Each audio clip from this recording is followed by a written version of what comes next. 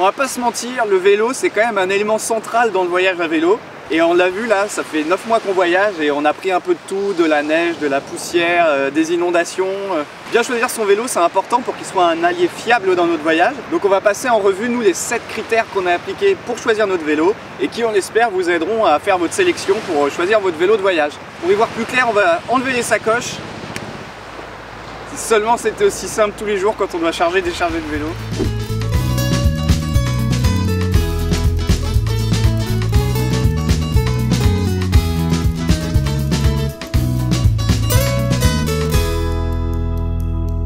Alors dans un premier temps, on va voir les 7 critères que nous on a déterminés pour choisir notre vélo de voyage. À la fin de la vidéo, je ferai un petit retour d'expérience sur nos vélos qui sont des Farad Manufacture TX 400 qu'on a depuis maintenant presque un an et donc on verra un petit peu les points positifs, les points négatifs de ce vélo.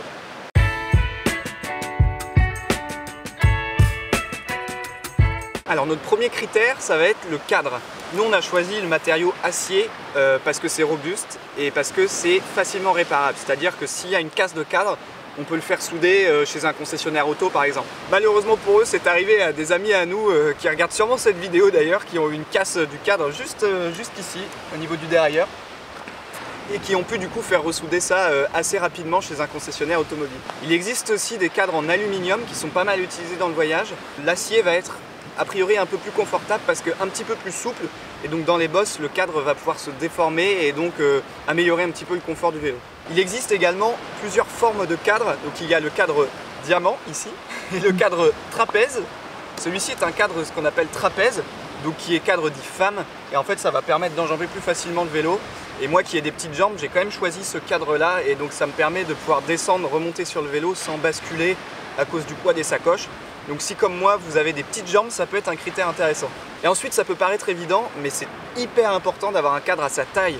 Alors pour ça, il faut vraiment essayer des vélos, c'est là qu'on sentira quelle est la bonne longueur de tube, puisque ça va être la distance entre le tube de selle ici et le guidon. Ça va déterminer votre position et donc éventuellement des maux qui peuvent apparaître au bout de plusieurs centaines de kilomètres, à la nuque, dans le bas du dos, dans les fesses. Donc ça vraiment très important, allez voir un spécialiste pour qu'il vous donne un cadre avec les bonnes dimensions.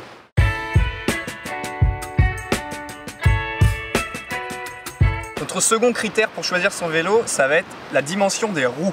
Alors il existe principalement 2 dimensions pour les vélos de voyage, 26 pouces et 28 pouces. Sur nos Farad TX 400, ce sont des roues 26 pouces, donc qui sont plus petites. Et ça va permettre d'abaisser légèrement le centre de gravité. Donc encore une fois, pour nous qui sommes des petits gabarits, c'est pas mal d'avoir des 26 pouces parce que le poids va être plus bas et donc ça va améliorer la stabilité, notamment dans les chemins caillouteux, voilà, pas très stables. Il y a tout un débat là-dessus sur le 26 pouces c'est plus petit, donc on roule un peu moins vite, il faut plus pédaler pour couvrir la même distance. Ce qui est vrai, cependant quand on est en voyage, on ne fait pas de la compétition, on ne fait pas de la vitesse et honnêtement la différence entre 26 et 28 pouces, ça ne va pas se ressentir sur la distance. Deuxième chose sur les roues, ça va être le nombre de rayons. Nous c'est des roues 36 rayons et donc ça va permettre de supporter un poids beaucoup plus important que des roues classiques en 32 rayons. Vu qu'on porte du poids, qu'on prend pas mal de bosses, etc., c'est important d'avoir une roue qui est quand même assez fiable. Donc 36 rayons, on le conseille.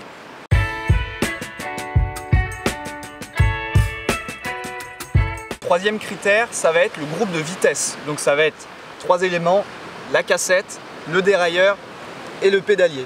Alors il existe plusieurs configurations possibles pour voyager à vélo. Il existe des pédaliers avec un seul plateau, des pédaliers avec 2 et avec 3 plateaux comme c'est notre cas. Idem pour la cassette, il va y avoir plus ou moins de vitesse dispo en fonction du groupe que vous choisissez. Ça va vraiment dépendre de votre utilisation, ça va dépendre des chemins que vous prenez et des pentes aussi. Nous, comme on est très chargé, on a besoin de 3 plateaux et d'un groupe de 10 vitesses pour vraiment mouliner dans les montées. Si vous êtes moins chargé, si vous faites ce qu'on appelle du bikepacking, donc en configuration plus légère, peut-être qu'un monoplateau avec une grosse cassette, ça vous suffira à aller dans les chemins, etc. Donc ça, c'est quelque chose de personnel qu'il va falloir essayer à nouveau et essayer avec du poids parce que c'est vraiment sur le poids du vélo que ça va tout changer. Donc essayez des montées, essayez du plat, essayez des descentes pour voir si le groupe correspond à tout le spectre de type de chemin et de pourcentage de dénivelé que vous voulez faire. Pour le groupe de vitesse, on peut vous proposer des gammes plus ou moins haut de gamme. On ne conseille pas forcément de prendre du très haut de gamme parce que s'il y a une pièce qui vient à lâcher, pour remplacer c'est toujours un peu plus difficile. Et si vous prenez une transmission milieu de gamme, ça peut être remplacé par d'autres types de cassettes, d'autres dérailleurs, donc réparable plus facilement à travers le monde. Évitez quand même les transmissions d'entrée de gamme qui vont pas forcément tenir sur la durée, avec des chaînes plus fragiles, des dérailleurs qui peuvent éventuellement casser. Et donc c'est pas le genre de choses dont on a envie. Il vaut mieux mettre un petit peu plus de prix dans ces composants-là qui sont quand même essentiels pour éviter les mauvaises surprises.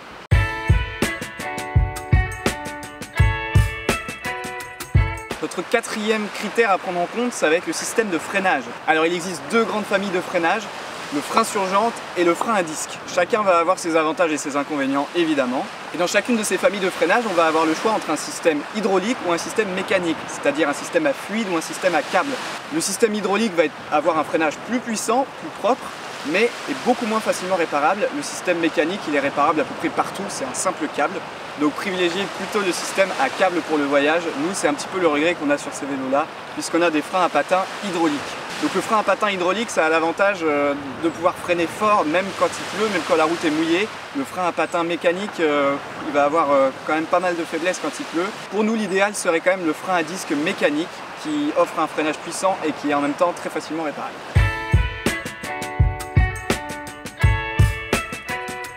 Le cinquième critère qu'on va prendre en compte, c'est ce que moi je vais appeler l'accessoirisation du vélo, donc les équipements qu'il y a dessus, de série ou qu'on peut rajouter.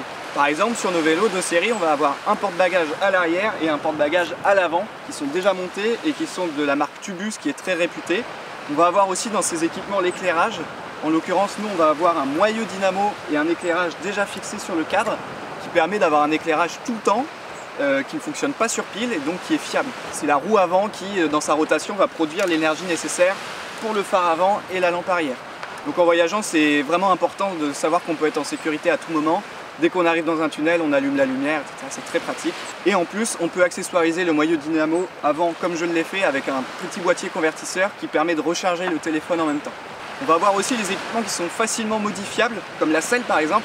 Nous on a opté pour des selles en cuir Brooks qui sont très réputées pour le voyage au long cours. Et maintenant qu'elles sont faites, qu'elles se sont ramollies, on comprend pourquoi. C'est très confortable. Mais vous pouvez aussi évidemment garder la selle de série. Elles sont fabriquées en Angleterre et c'est d'une qualité irréprochable. Donc normalement quand on achète une selle de cette marque, on la garde toute sa vie. Et enfin au niveau du guidon, il va falloir choisir si vous voulez plutôt un cintre typé course, donc position basse plutôt agressive, ou si vous voulez plutôt un guidon de trekking avec le dos un peu plus droit et donc un peu plus balade, un peu plus rando. Le guidon course, ça peut paraître un petit peu sportif, mais franchement, moi, en essayant, j'ai vraiment hésité à le prendre. J'ai finalement opté pour un cintre plat comme celui-ci et j'ai fait modifier les cornes pour avoir plusieurs prises et pour dans les montées pouvoir me mettre en danseuse facilement ou dans les grandes lignes droites pouvoir m'allonger un petit peu plus et donc pédaler un peu plus efficacement. Tout ça c'est modifiable très facilement vous-même ou chez un vélociste, donc voilà, c'est pas un critère fondamental pour le choix. Après chaque vélo peut être aussi un petit peu modifié selon vos besoins. Nous on a ajouté des porte-bidons à l'avant pour pouvoir boire en roulant, on trouve ça très pratique. Donc voilà, après selon vos besoins, vos envies, vous pouvez ajuster les équipements.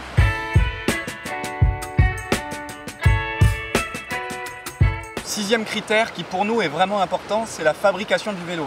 Donc maintenant l'industrie du vélo c'est quand même assez énorme, il y a des milliers et des milliers de vélos qui sont fabriqués chaque année et qui sont fabriqués à différents endroits du globe dans des conditions différentes.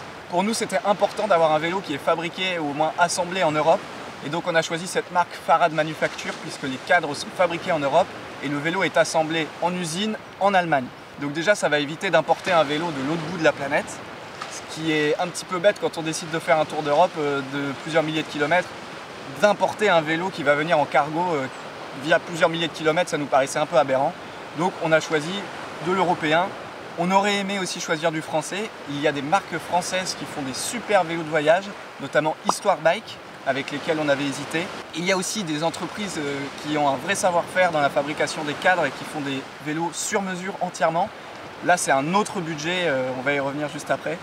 Mais si vous choisissez comme nous d'avoir un vélo qui vous semble le plus éthique, voilà, avec une empreinte carbone la plus faible possible, choisissez un vélo fait en Europe et si possible fait en France.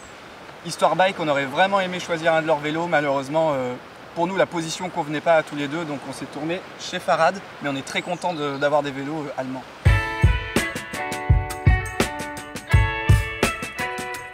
Donc notre septième et dernier critère, qui est le critère qui fâche un petit peu, c'est le budget. Parce que forcément, tout ça, ça a un prix. Si on veut de la qualité, il va falloir mettre le prix, c'est obligatoire. En fonction de votre budget, vous pouvez prétendre à plus ou moins de qualité, plus ou moins d'équipement.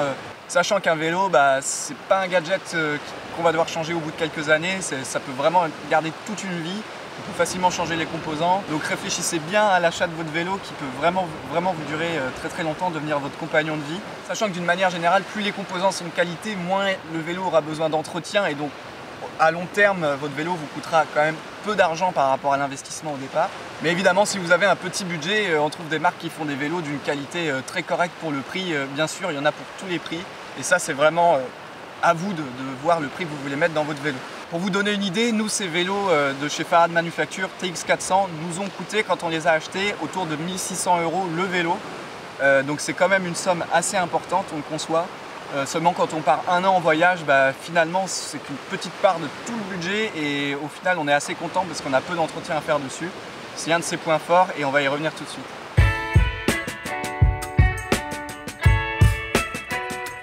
On y va pour notre retour d'expérience après 9 mois. Donc qu'est-ce qu'on trouve de mauvais sur ces vélos? Déjà ils sont lourds. Bah oui, ils sont lourds parce qu'ils sont en acier. Donc l'acier est beaucoup plus lourd que l'aluminium et que les autres matériaux forcément. Et aussi parce qu'on l'a dit, ces vélos ils sont ultra équipés. Il y a un porte-bagages à l'arrière, il y a un porte-bagages à l'avant. On a changé la selle, on a changé les pédales, on a rajouté des porte-bidons, bref plein de trucs, bah, ça fait du poids. Et donc le vélo à nu fait 16-17 kg, ce qui est quand même pas mal. Donc ça c'est aussi à prendre en compte. Deuxième chose pas terrible sur nos vélos, les jantes. Alors les jantes d'origine ne sont plus sur mon vélo, voilà ce qui est arrivé. Mes deux jantes ont tout simplement cassé. La première au bout de à peu près 5000 km et la deuxième pas beaucoup plus loin. Donc j'ai dû faire changer les deux jantes, ce qui est quand même pas normal au bout de seulement quelques milliers de kilomètres. Pour pallier à ça, il faudrait peut-être choisir un modèle de roue avec une jante plus costaud qui est vraiment faite pour supporter des chocs et des pressions plus importantes. Celle de série, elle nous semble un peu faiblarde pour un vélo très chargé, ce qui est quand même un peu bête pour un vélo de voyage. Ce qui a pu causer un petit peu l'usure prématurée de ces jantes, c'est le système de freinage justement hydraulique qui est très puissant mais qui aussi attaque pas mal la jante. Et donc ça va être le troisième point négatif qu'on va voir sur ces vélos, c'est le freinage qui rentre à la fois dans le positif et le négatif du coup, parce que ça freine très fort, mais c'est très difficile à régler parce que c'est sans cesse en train de bouger, les patins sont jamais équilibrés parfaitement, malgré des réglages intempestifs. Et du coup ils vont attaquer la jante petit à petit et l'abîmer plus vite que des freins à patins classiques mécaniques. Une chose à savoir, si vous avez des freins à patins, des freins sur jante, c'est de ne pas freiner en continu et de freiner plutôt par à-coups pour éviter justement que la bande de freinage soit usée en continu si vous restez appuyé sur les freins.